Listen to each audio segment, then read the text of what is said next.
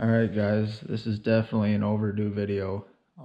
It's been probably about 4 years since I've had the boat on the channel, and 3 years since I've had it out on the water, and because it's been damaged, and I wrecked the motor on it, the 75 Stinger.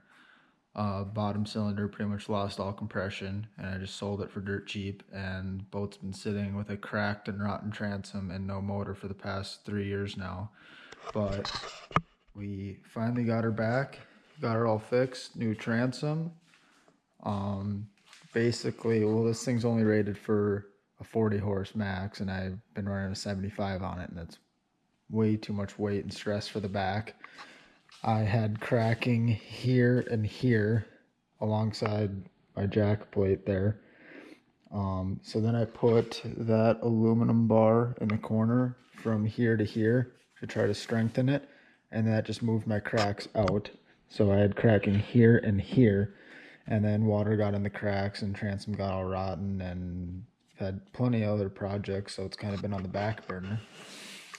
But my uncle is a good fiberglass guy, and he did pretty much all the work. I just assisted him in a few things, but it's kind of a pain in the ass to lift the whole deck off, so we cut here and there.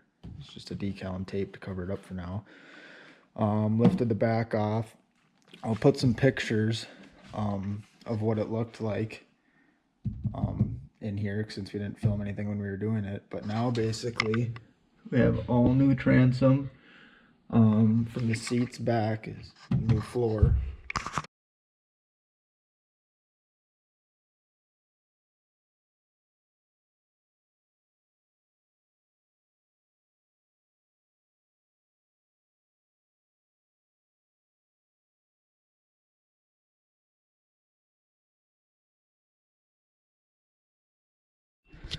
So when we did it, we added these transom knees. So these triangles are bonded to the back. And then when this floor was out, there's actually about 2 inches from this to the bottom of the hull. So that the triangle knees are actually fiberglass to the bottom and fiberglass to this. So they tie into both levels of the floor and tied to the back of the transom. The transom is about this thick or so. But then, as you can see in the pictures I'm putting on here, we put like a 5-inch piece all the way across the back, that the knees, that rests on top of the knees too, and that ties all the way into the side of the hull. So now when the stress of that big motor on the back of here, now we got theoretically a like 6-inch transom, and it's tied to the knees, tied to the floor, tied to the sides of the boat, tied to the back. It's all tied in and fiberglass together, so theoretically should be stronger than strong. Also on this boat, I used to have the battery way back under there, and then on the other side I had my 6-gallon fuel tank way back in there, and it was just a lot of weight for this thing with the motor and all that stuff back there. I had a hard time getting this thing up on plane.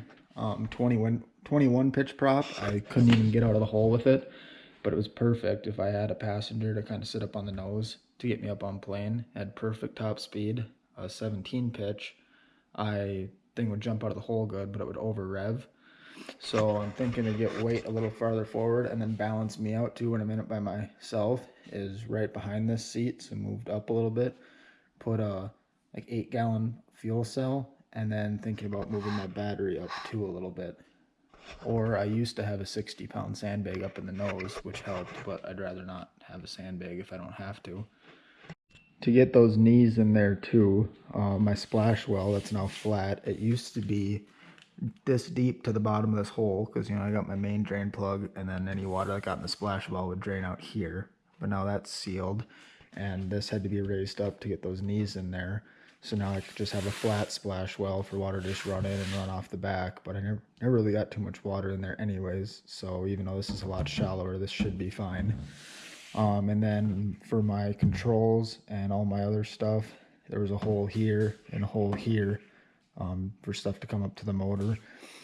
But I cut this now and got a nice little piece to go in there for all my stuff to come out of this and curve over to the motor. Also, if you can tell, the back of this boat is pretty flat on the bottom. The front has a pretty sharp V, and then it tapers off to being relatively flat at the back here. So when I'm trimmed up going across the lake wide open, the boat hauls pretty good, but it's a good, you know, here to here that's on the water.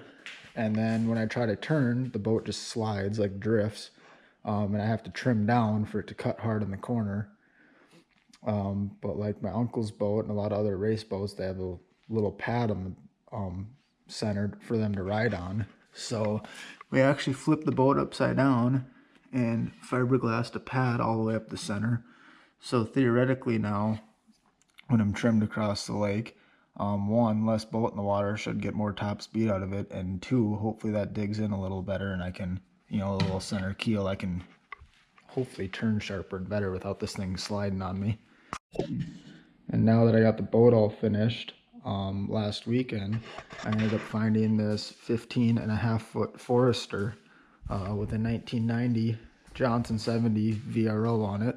Already has oil injection delete, perfect compression on all 3 cylinders, and it was actually cheaper to buy this whole boat than one of these motors on Marketplace. So I'm gonna have this boat in the water tomorrow to test the motor, and then soon after that I'll be putting this new Johnson 70 on my green boat, and we'll get some test laps on the green boat.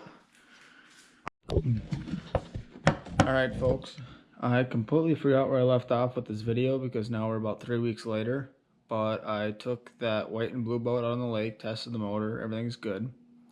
I have since then sold that boat, and now I've already got the new Johnson 70 mounted up on my green boat. So jack plate mounted, everything's sealed.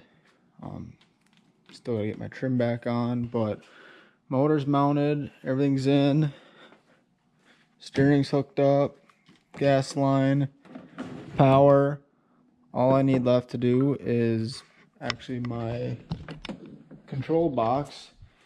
The tilt and trim button was bad and the shifter was actually cracked itself, so not using that one anymore. And good thing I kept the one out of the old boat. So now I'm going to use this control box, but the shift linkage and throttle cable were like 6 feet longer than my other ones. So now I just popped the box apart and swapping the cables over, well, swapping the shift cable over, as I still have the hot foot in here. So with the hot foot I still have my short cable here hooked up to that, and yeah, should be able to put that control box in and plug that in, and this thing should be ready to fire up here shortly. Alright, I got everything hooked up. I'm eventually gonna put the braided loom on all this. Got my cables hooked up and adjusted. Temporary battery and gas can just to get it started. I haven't had this boat going in about 3 years. I have an aluminum fuel cell for it, and the battery is going to be in a different location, but this just to fire it up for now.